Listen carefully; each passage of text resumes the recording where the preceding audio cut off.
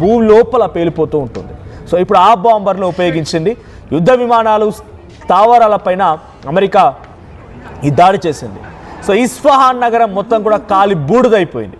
Isfahan విధ్వంసాన్ని ఒక video మాదిరిగా డైరెక్ట్గా ట్రంపే పోస్ట్ చేశారు. బాంబు దాడులతో ఇస్ఫహాన్ మొత్తం ఉలిక్కి పడింది. భారీ పేలుడు సంభవించింది. అయితే ఇస్ఫహాన్ ప్రాంతంలో 23 లక్షల మంది జనాభా ఉంటారు.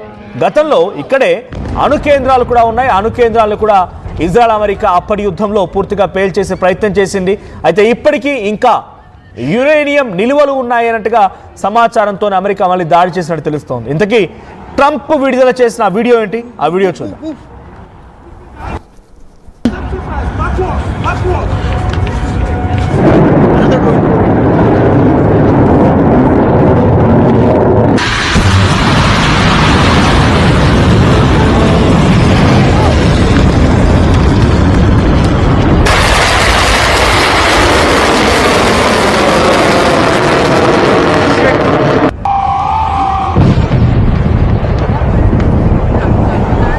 రైట్, మీరు చూస్తున్న విజువల్ ఎగ్జాక్ట్గా B2 బాంబరే. గ్రౌండ్ పెనెట్రేటింగ్ బాంబ్ అంటే భూమిని సైతం చీల్చుకుంటూ వెళ్ళిపోయి భూగర్భంలో బ్లాస్ట్ అవ్వగల సామర్థ్యం ఉంది. 2000 పౌండ్లు అంటే అటు ఇటుగా 1000 కిలోల బరువు గల ఆ బాంబుని ఒక్కసారి ప్రయోగించామంటే భూగర్భంలోకి వెళ్ళిపోయి ఇట్టే బ్లాస్ట్ చేసి అండర్ గ్రౌండ్లో ఏమున్నా కూడా ప్రాణాలు తీయగలుగుతుంది. గతంలో ఇరాన్ అలీ ఖమేనీ ఉన్నటువంటి ప్రాంతాన్ని కూడా ఈ బాంబర్లతోనే పేల్చేసి ఆయన హతమార్చారు. టెహరాన్లో ఉన్నటువంటి సీక్రెట్ బంకర్లో దాగి ఉన్నటువంటి అలీ ఖమేనీని ఈ గ్రౌండ్ పెనెట్రేటింగ్ బాంబుతోనే, ఈ B2 బాంబర్తోనే హతమార్చింది అమెరికా. ఇప్పుడు మళ్ళీ అదే బాంబును ఉపయోగించి అండర్ గ్రౌండ్ సిటీస్ని కుప్పకూలుస్తోంది. ఇరాన్ సంబంధించినటువంటి ఇరాన్ స్పీకర్ ఏమాత్రం కూడా వెనక్కి తగ్గడం లేదు. ఎట్టి పరిస్థితుల్లో వెనక్కి తగ్గమనే మాటనే చెప్తున్నాడు. మీరు అంతకంతకి తెగిస్తే మేము కూడా తెగించాల్సి వస్తుంది. మా దగ్గర అద్భుతమైనటువంటి ఆయుధాలు ఉన్నాయి, అండర్ గ్రౌండ్ సిటీస్ ఉన్నాయి, అండర్ వాటర్ కూడా మేము ఏర్పాటు చేసుకున్న కొన్ని ప్రాంతాలు ఉన్నాయి. వాటన్నిటితో అమెరికాని అంతమొందిస్తాం. ఒక్కసారి దమ్ముంటే అమెరికా ట్రిపోలి షిప్ ఏదైతే ఉందో USS ట్రిపోలి వార్షిప్ నుంచి ఆ 3000 మంది కమాండెంట్స్ మరి కాసేపట్లో ఇరాన్లో అడుగు పెట్టబోతున్నారని ట్రంప్ ట్వీట్ చేశారు, చూసారు కదా. దమ్ముంటే అడుగు పెట్టమనండి. వాళ్ళ చావుని వాళ్ళే కోరి తెచ్చుకుంటున్నారు. అడుగు పెట్టిన క్షణమే వాళ్ళంతటి వాళ్ళే షాహిదీ డ్రోన్లుగా పేలిపోతారనేటువంటి మాటని ఇరాన్ స్పీకర్ చెప్పుకొచ్చారు. సో ఈ ధైర్యాన్ని, ఈ యొక్క సాహసాన్ని అంతమొందించడమే ట్రంప్ ఇప్పుడు లక్ష్యంగా తీసుకొని ఆ వీడియోని రిలీజ్ చేశాడు. సో మనం చూస్తున్న రైట్ సైడ్లో డొనాల్డ్ ట్రంప్ చేసిన ట్వీట్ అది. సో డొనాల్డ్ ట్రంప్ ఆయన అఫీషియల్ ట్విట్టర్ అకౌంట్ నుంచి వీడియో విడుదల చేసే 31 సెకండ్స్ నిడివి గల ఈ వీడియోలో B2 బంకర్ బాంబులు ఏం చేశాయనే దానికి కనబడుతోంది. ఇస్ఫహాన్ ప్రాంతంలో గతంలో కూడా న్యూక్లియర్ సైట్స్ ఉన్నాయని చెప్పి 2025 జూన్లో జరిగిన 12 రోజుల యుద్ధంలో కూడా ఇదే మాదిరిగా అమెరికా ఇస్ఫహాన్, నతాన్జా ప్రాంతాలపైన దాడులు చేసింది. అక్కడ న్యూక్లియర్ స్థావరాలని పూర్తిగా కుప్పకూల్చామని చెప్పి ఆ తర్వాత సీజ్ ఫైర్ వచ్చింది. కొన్ని రోజుల పాటుగా యుద్ధం ఆగిపోయింది. మళ్ళీ తిరిగి న్యూక్లియర్ సైట్స్ని పెంపొందించే ప్రయత్నం చేస్తోంది. అక్కడ అలీ ఖమేనీ యొక్క నాయకత్వం మారాలి, రెజ్మీ మారాలి అనే ఆలోచనతో అమెరికా మళ్ళీ యుద్ధాన్ని మొదలుపెట్టింది.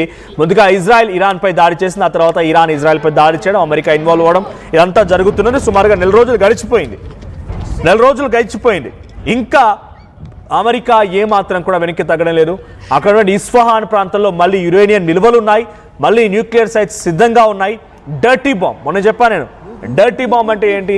రేడియేషన్ని క్రియేట్ చేయగల ఆ బాంబ్. అది నీళ్ళలో, గాల్లో ప్రతి చోట రేడియేషన్ క్రియేట్ చేసి ఒక భయానక వాతావరణం క్రియేట్ చేయగలుగుతుంది. న్యూక్లియర్ బాంబర్ మాదిరిగా భారీ విస్ఫోటనం జరిగి ప్రాణ నష్టం కాకపోవచ్చు ఆన్ ది స్పాట్లో, కానీ ఆ రేడియేషన్ కారణంగా కొన్ని లక్షల ప్రాణాలు పోయే అవకాశం ఉంది.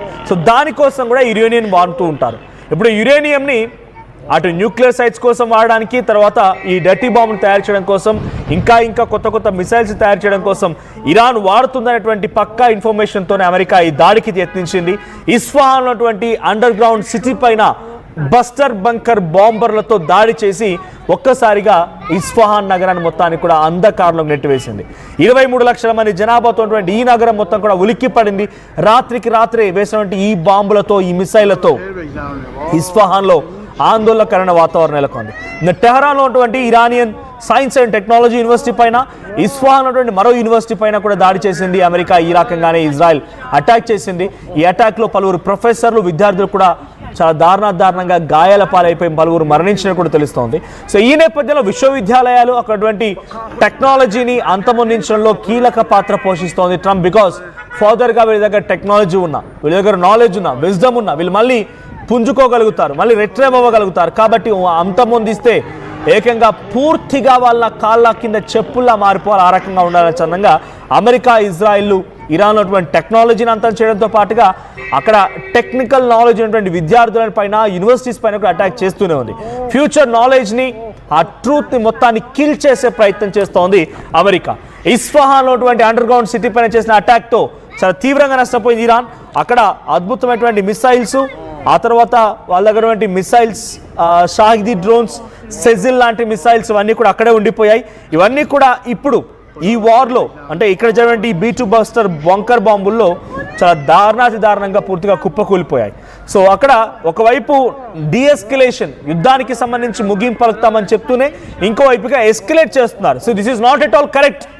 ఒకవైపు చర్చలని చెప్తూనే మరోవైపుగా దాడి చేస్తున్నారు. This is not at all correct. We are not going to accept the de-escalation conditions అని చెప్పి ఇరాన్ స్పీకర్ మరొక ట్వీట్ చేశారు. ఎట్టి పరిస్థితుల్లో మేము యాక్సెప్ట్ చేయం, మీ మాటలు వినే ప్రసక్తే లేదు. ఒకవైపు యుద్ధాన్ని ఆపుతున్నామని చెప్పే ఇంకోవైపుగా యుద్ధాన్ని మరింత తీవ్రతరం చేస్తున్నారనేటువంటి మాటని ఇరాన్ సుప్రీం లీడర్ మోస్తఫా ఖమేనీ నుంచి, ఇరాన్ స్పీకర్ నుంచి ఇదే సందేశం వస్తుంది, ఇదే రకమైనటువంటి వ్యాఖ్యలు వస్తూ ఉన్నాయి. సో నిజంగా డీఎస్కలేషన్కి వాతావరణం నిజంగానే బాగుంటే మళ్ళీ ఎందుకు ఈ దాడులు చేయాల్సి వస్తోంది?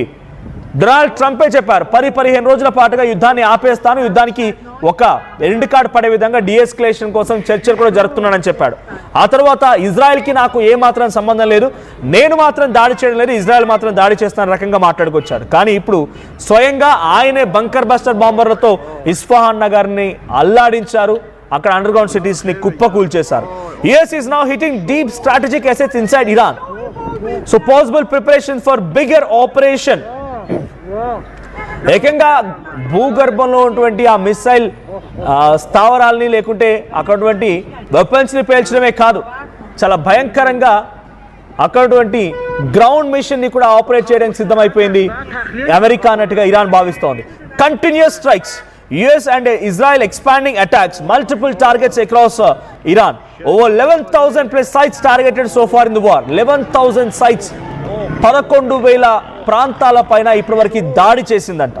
సో మిసైల్స్, డ్రోన్స్, హౌతీస్, హెజ్బొల్లాల పైన ఇప్పుడు ఇరాన్ మాపై దాడి అన్నట్టుగా భావిస్తోంది. ఈ స్థావరాల పైన ఇప్పుడు అమెరికా దాడి చేస్తోంది. So this is not the first strike. Isfahan పైన ఇది ఫస్ట్ స్ట్రైక్ ఏం కాదు, గతంలో కూడా ఇదే మాదిరిగా స్ట్రైక్స్ కి తెరలేపింది. The first official of Iran said that పెనెట్రేటెడ్